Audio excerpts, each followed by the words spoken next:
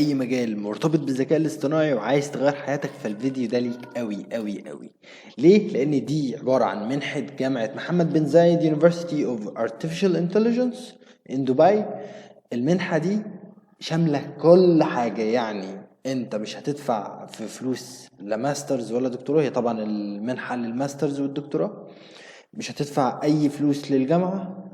المصاريف الإقامة بتاعتك كسكن عليهم، وغير السكن كمان عليهم، كمان هيدولك مرتب شهري ومرتب كبير قوي. لان انا عارف دبي بصراحة، الامارات ودبي بيدفعوا في الحاجات دي فلوس كتير جدا. ليه؟ لانهم عايزين يبقوا هم السنترال هاب في المينا ريجن في رؤية 2031.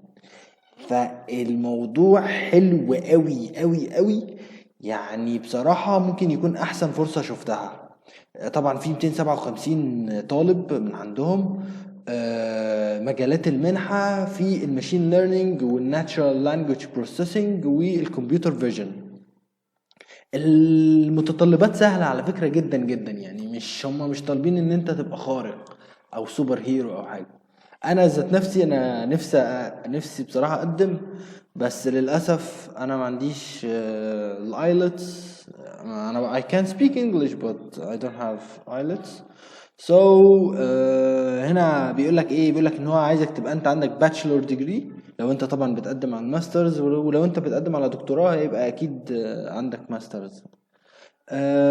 تبقى في حاجة من الهندسة كهربائية، كمبيوتر ساينس، كمبيوتر انجينيرينج، ماثماتكس، فيزيكس، والحاجات المرتبطة بيهم. تمام. وطبعا تكون من جامعة ايه موثوقة شوية، ويكون الجي بي اي بتاعك مينيموم 3.2 من 10. تاني حاجة الامتحان الانجليزي، عايز تويفل اي بي تي اور ايلتس اكاديميك واي اس اي ام سات ده. عايز برضو الجراديويت ريكورد اكزامينيشن بتاعك، وعايز الستيتمنت اوف بيربس، اللي هو طبعا يعني انت ليه بتقدم واللي هتفيدك في ايه وهتفيدهم في ايه. حاجة كمان الريكومنديشن، عايز 2 ريكومنديشن لتر، واحد من استاذ جامعي وواحد من حد كان شغال معاك. وبيبقى فيه امتحان بسيط، مش صعب قوي، يعني هيبقى في الماث وماشين ليرنينج مش هيدولك حاجه فيه لانه عايزك من غير اكسبيرينس. مش لازم يكون عندك اكسبيرينس قوي يعني، بس هيكون عايزك في البروجرامنج، عايزك تكون عارف داتا ستراكشر، الجوريثم، حاجات من دي، يعني بحيث ان هو انت ايه ما تكونش جاي مش عارف حاجه خالص يعني. واللي برضو تقريبا بيديلك كمان حاجات تذاكر منها وكده. الدنيا سهلة قوي قوي قوي. انت يا دوب هتعمل ابلاي،